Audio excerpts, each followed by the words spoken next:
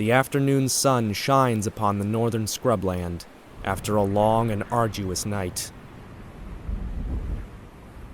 Sharon went on another walkabout, and this time it took Junior from midnight to dawn to calm her down. They are just now returning to their nest.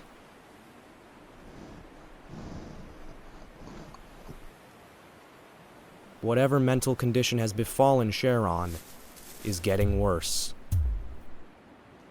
Junior can only watch as her sanity is slowly lost.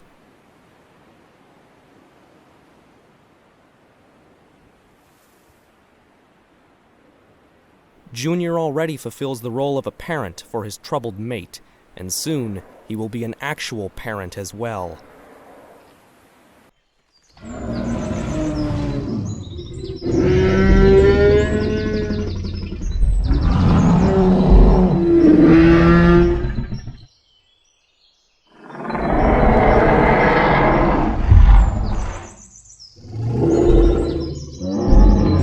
In the northern forest, a massive herd of sauropods is evading the midday heat.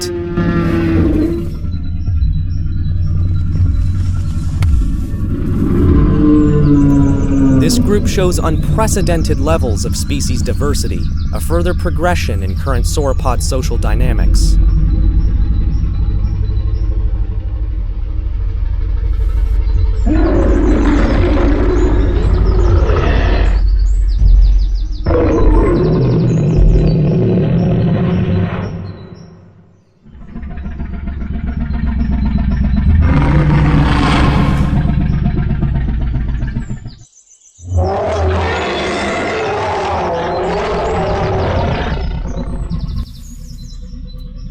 Arya watches from afar.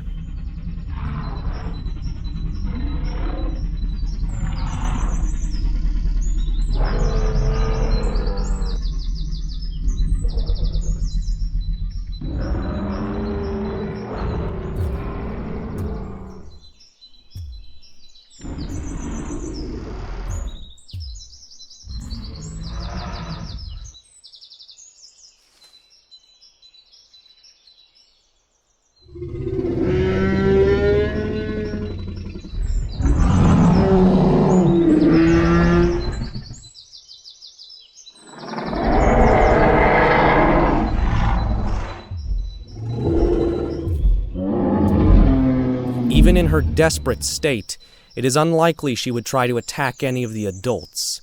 But she has yet to determine whether or not the herd contains juveniles.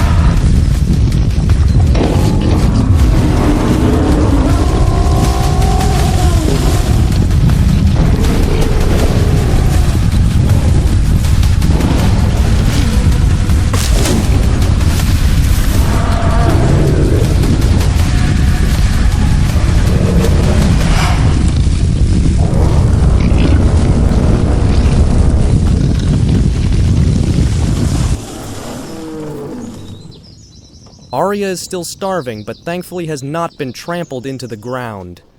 All it took was one fearful Amargasaur with a loud enough warning cry, and the entire herd was launched into motion. Her escape was a lucky one.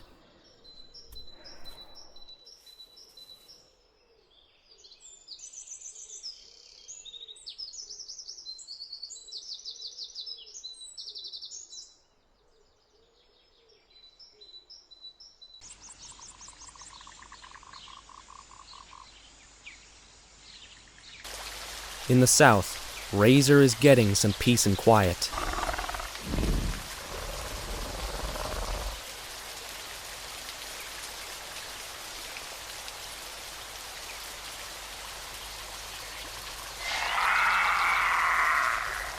He's spending less and less time aiding his pack members in daily activities, and instead uses up most of the day resting and wandering. His injury is worsening. Infection has begun.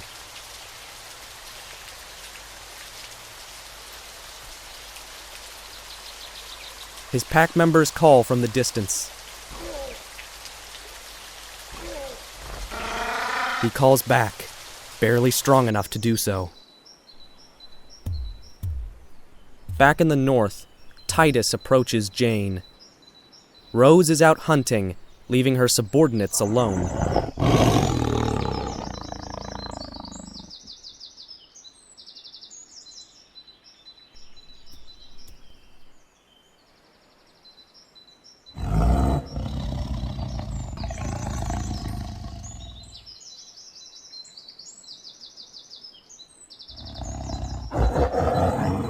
Despite the nesting behavior that Rose recently displayed, she actually still refuses to mate with Titus. It is unknown whether she simply plans on waiting longer, or whether she even intends to breed at all. It's possible that Titus doesn't seem a worthy partner to her. But Titus is becoming more motivated to seek out sexual contact every day.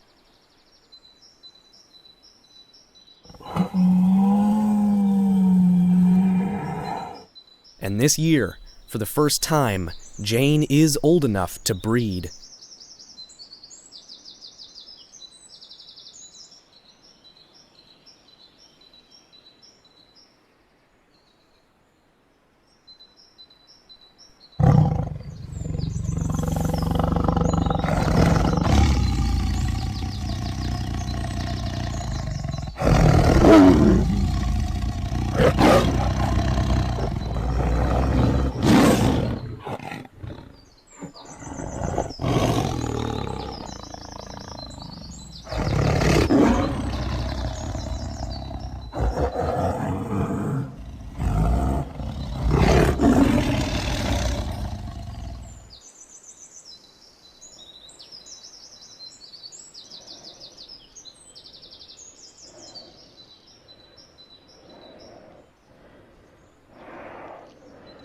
The two slowly walk past one another, rubbing their sides together.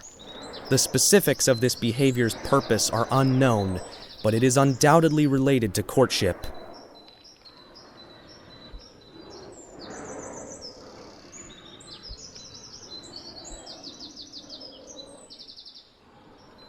But the two won't be alone for much longer.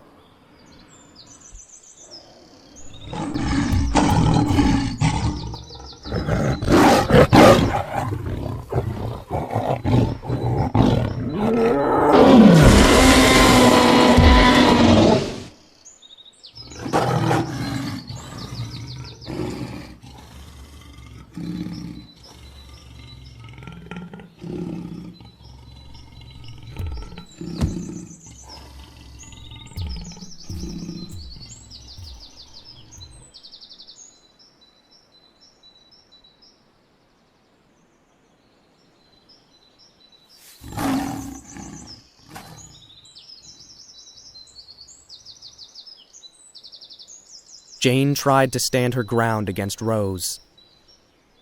Instead of running, she stood and roared.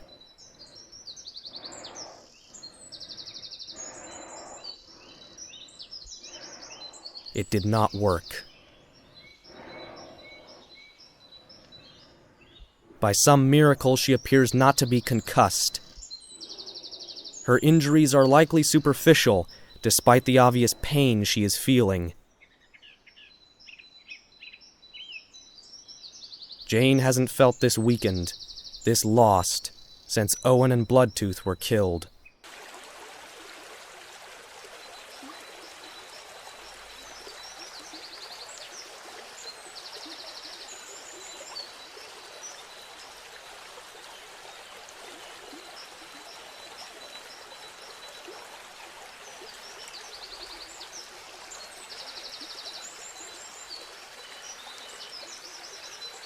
William arrives at the stream once again. Today, Jane doesn't have the energy to deal with him.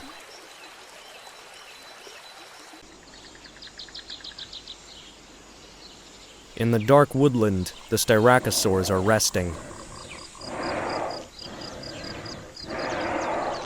Uno's weight is beginning to fatigue him, and Maggie's injury is becoming severe.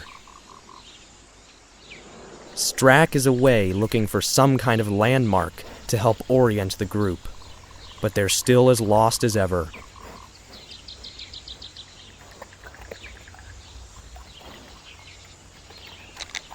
Spike feeds on fallen fruit, a rare treat, and one of the only upsides of the herd's current situation.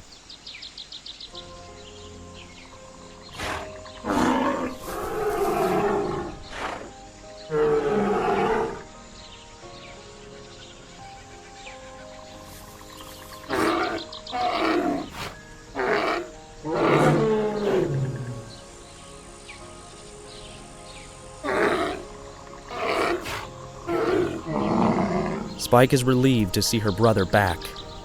As the group weakens, the bond between these siblings is becoming stronger.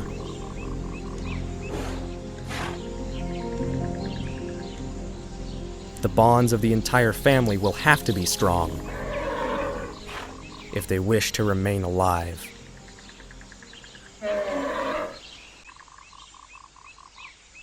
In the southern rainforest, Doyle and Ernest are close to losing hope. They have food all around them, and they can find water, but they still have no idea where they are. Without the protection of a larger group, and with no available mates, their futures appear dim.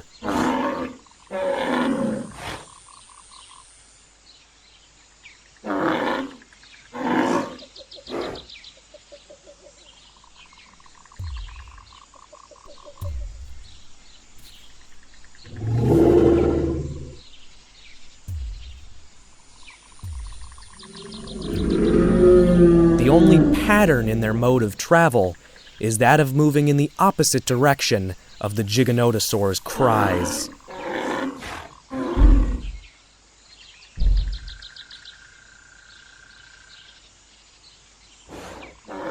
Through the trees, Ernest sees something.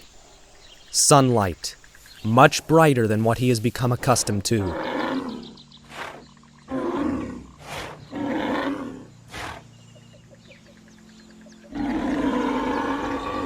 Hardly believing what lays before him, Ernest stares out onto the southern prairie.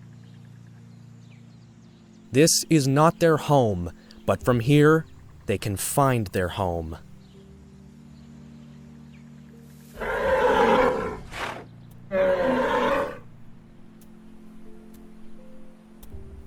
Ernest moves back into the shade of the tree line. Doyle is not far behind.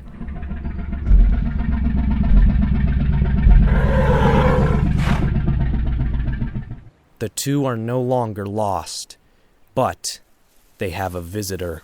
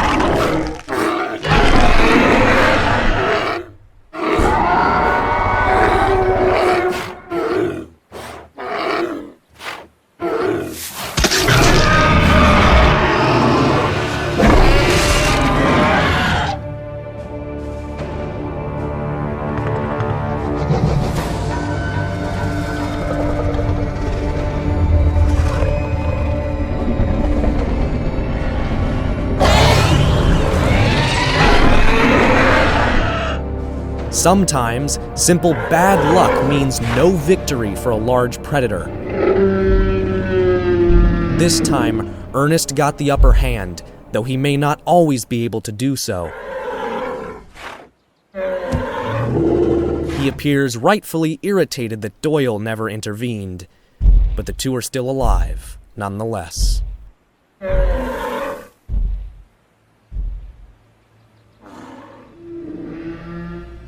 The two walk further out onto the prairie as they are watched by the female Giganotosaurus.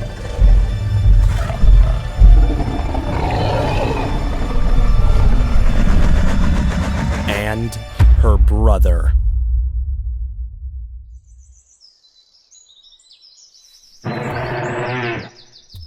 Back in the northern forest, Arya is on the scent trail of a carcass. She's nearly gotten herself lost trying to find it, but it appears that she's finally getting close.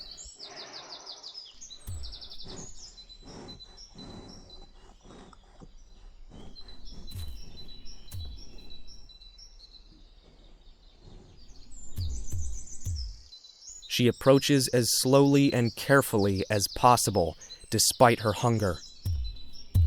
The last thing she needs right now is to become victim to another predator trap.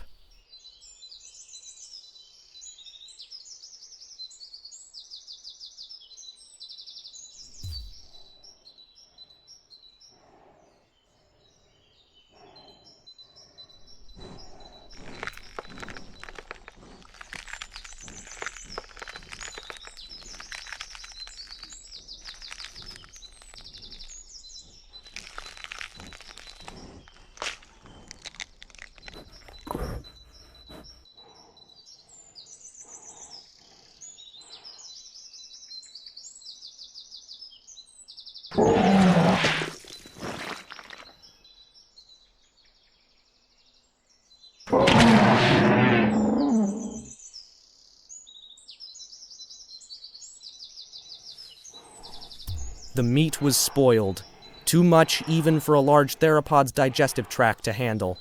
Now her system is further weakened, and what little food she had in her stomach is gone.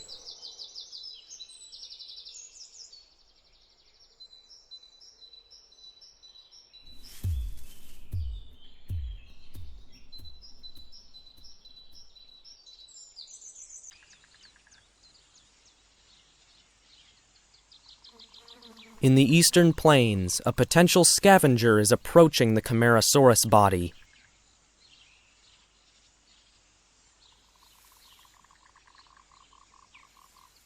An old female Dilophosaurus, merely taking advantage of an enticing food source.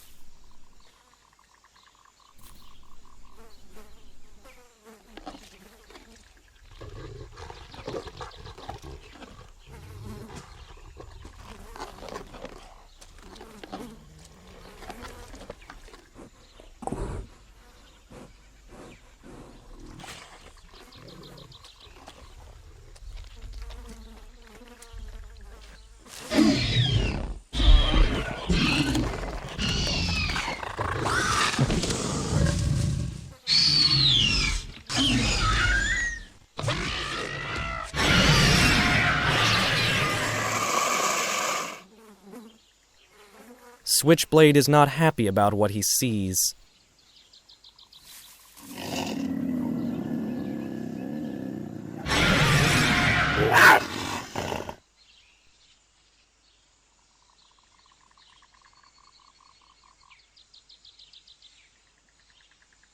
He decides to feed as long as he's here.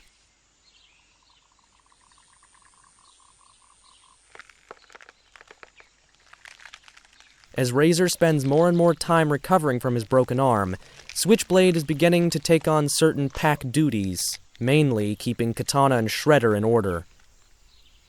Along with this, he is also mimicking some of his father's other behaviors.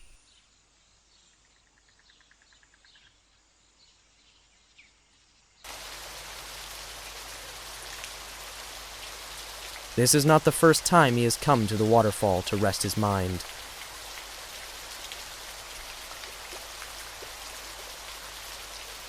He seems to enjoy himself here, just as much as Razor.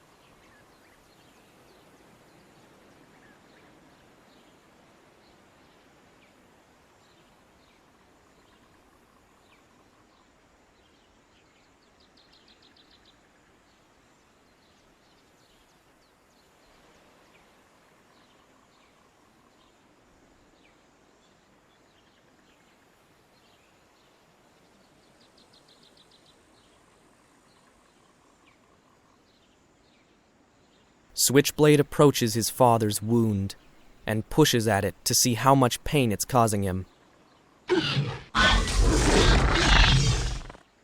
Evidently, it hurts. Razor's health is slipping away. Perhaps his life will slip away as well. It is difficult to discern whether or not Switchblade realizes that his father could soon be lost.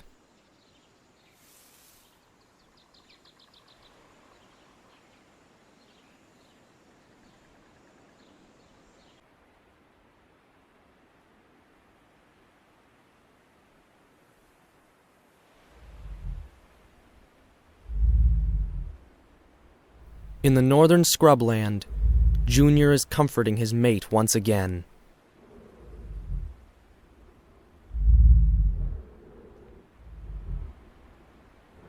Sharon tries to break away, but Junior urges her to remain calm.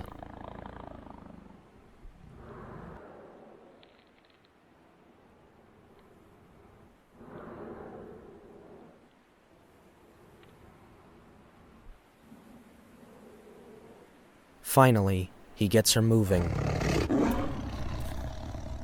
But this time, something is different.